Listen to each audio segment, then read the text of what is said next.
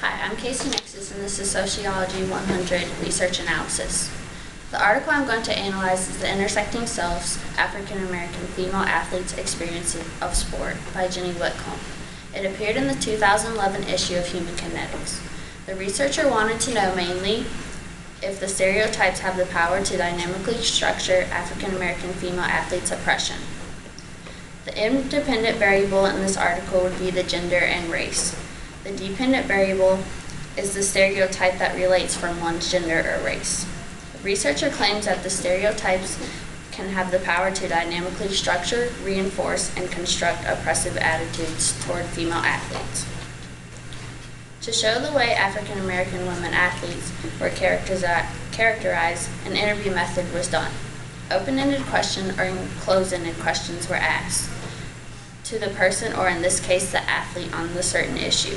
For this case, 6 African American athletes and 1 West Indian female athlete were experimented on. All participants were NCAA Division I athletes invited to the study. The athletes were either in an individual sport or a team sport such as track and field or basketball. The question that was asked was, how do you, as a Division I African American female athlete, perceive your gender, racial, and athletic identity? In this article, ethnicity was not mentioned. The only thing stressed was race and gender.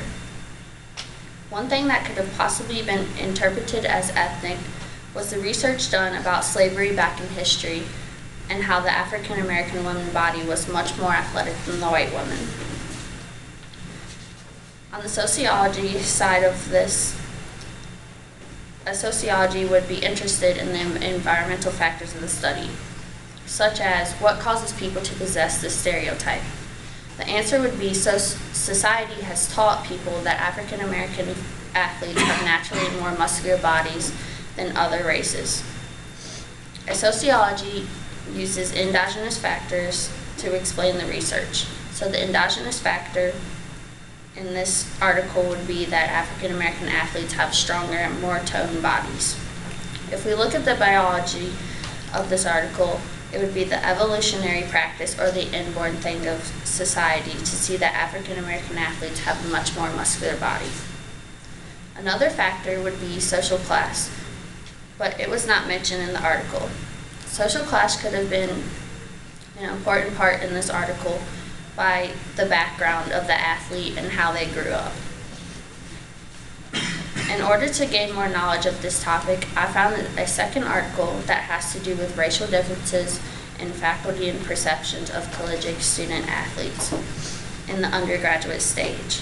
In this study, they employed critical race theory, or CRT, as an interpretive framework. They explored faculty members' perception about Black and white U.S. college student athletes' accomplishments. This helped me to understand the different ways the athlete, white or African American, did in the academic side while participating in a college sport. Thank you.